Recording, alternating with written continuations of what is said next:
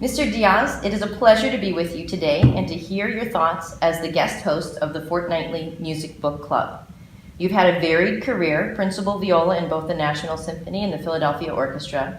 You are a member of the globe-trotting Diaz Trio, an active soloist and chamber music collaborator, and you have a degree in industrial design. On top of that, you are a brilliant teacher and a businessman.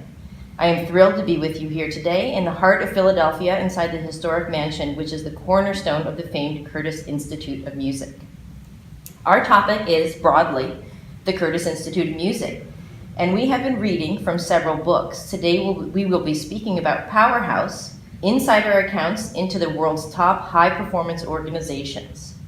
Also being read are books about former directors of the Curtis Institute, Gary Graffman's I Really Should Be Practicing, and Rudolf Serkin, A Life. The Curtis Institute will be celebrating its 100th year in 2024. You are the 7th director of Curtis, a legendary post in the classical music world. And you have taken this school in the past 12 years into a new era with big, bold ideas and a clear vision. Can you tell us what has changed in the past 12 years?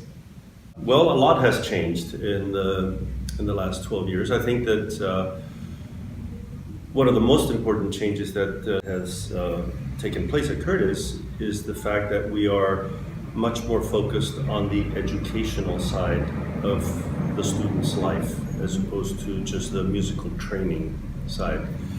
And so we've developed a number of programs that address this. I would say it was about 11 years ago we did a strategic plan where we actually snuck the word educate into the mission statement of the school. Okay. And that set off a whole chain reaction of events, if you will, and the all-school project became a part of that, which made it so that the liberal arts and the musical studies part of the life of a student here at Curtis became much more integrated with the performance side of the equation. Mm-hmm. And so, those disciplines were not sort of in the background, if you will, as they had been in the past. Programs like Curtis on Tour mm-hmm. also are designed not just to further the performance side of the education, but actually all of the things that go along with a performing career that are the sort of the intangibles, if you will, of the life of a musician that we don't necessarily get to concentrate on in a classroom setting. So it's real world experience, and it includes things like how do you talk to the press, how do you behave after a concert at a reception or a dinner party, how do you talk to sponsors, donors, how do you keep up with folks through thank you letters or other types of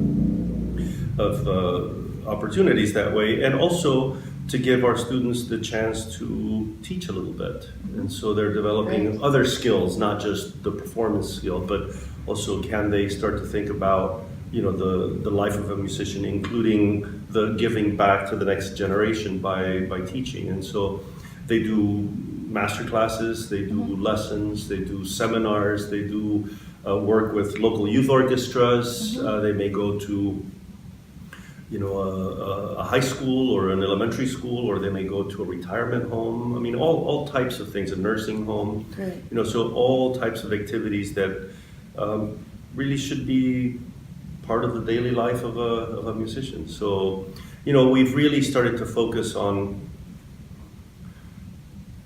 sort of creating the artist and the person around the performer. Mm-hmm. And so, we could talk for a very long time, all of the things that have happened, yes. But I think that that's one of the biggest things. When you began to be president and CEO of Curtis, how many of your ideas were already in place in your head? That's a good question.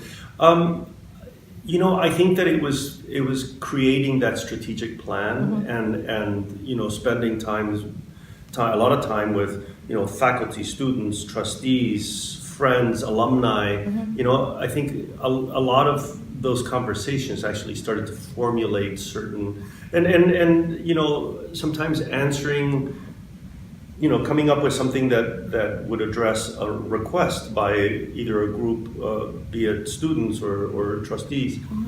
In many ways, I can tell you that it was during that strategic planning process and a conversation with some trustees that actually sort of formulated the idea behind Curtis on Tour. Okay. And it was, you know, how do we get the school to become better known in other parts of the world?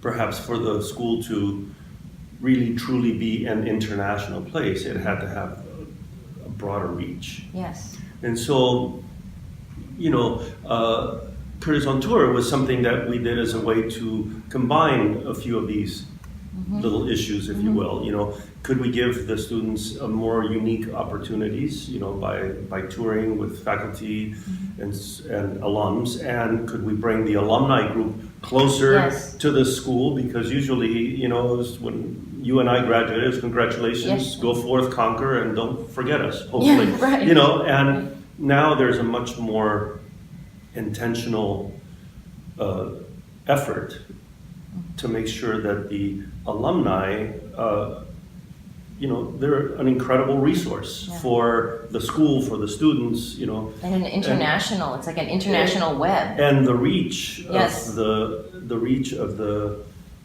you know, of the alumni is, I mean, they're everywhere. Yeah. And many of them, most of them in very high visibility positions, you know.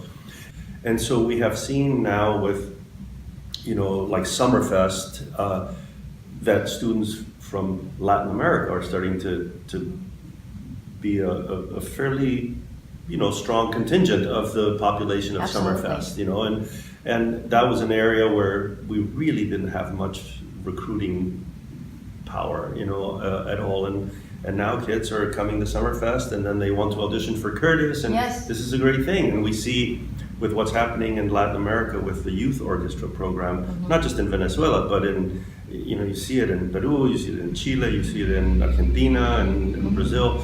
You know, there's a tremendous number of unbelievably talented kids. Could you tell us a little bit more about Summerfest? This is also something new since your tenure.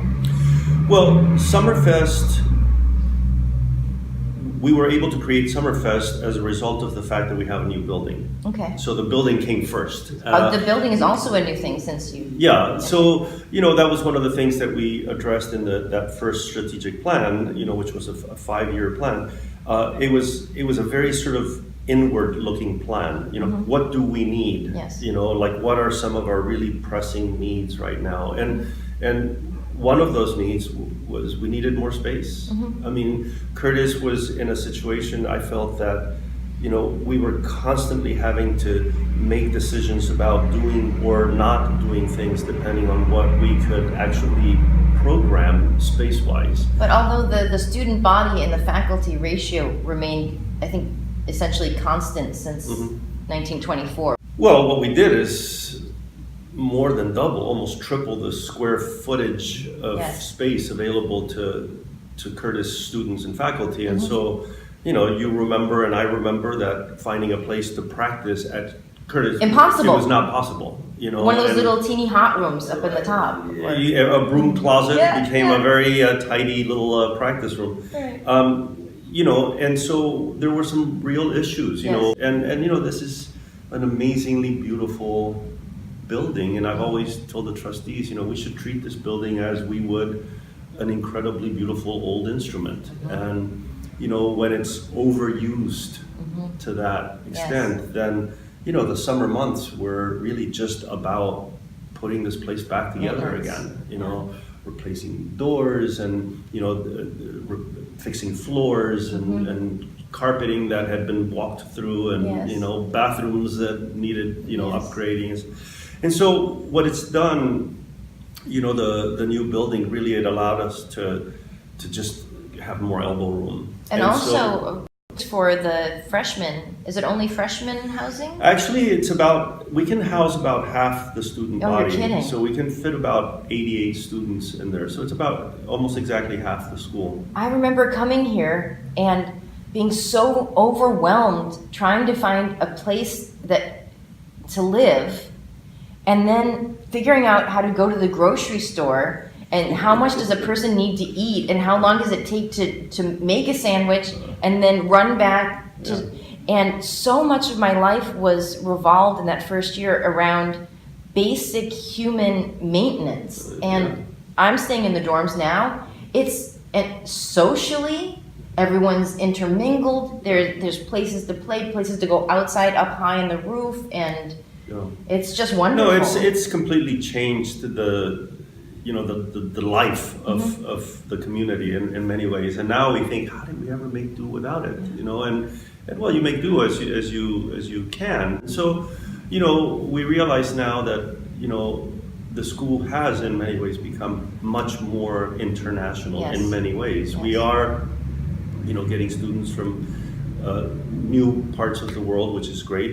The Board of Trustees is actually now a really international group. Mm-hmm. We have trustees from Europe, we have trustees from Asia. Mm-hmm. My hope is that soon we will have trustees from Latin America also. Mm-hmm. We've just started that, but so the school really is becoming sort of an ambassador for the art form around the world with, how the governance works, and also we bring more faculty as yourself from different parts of the world, from Europe.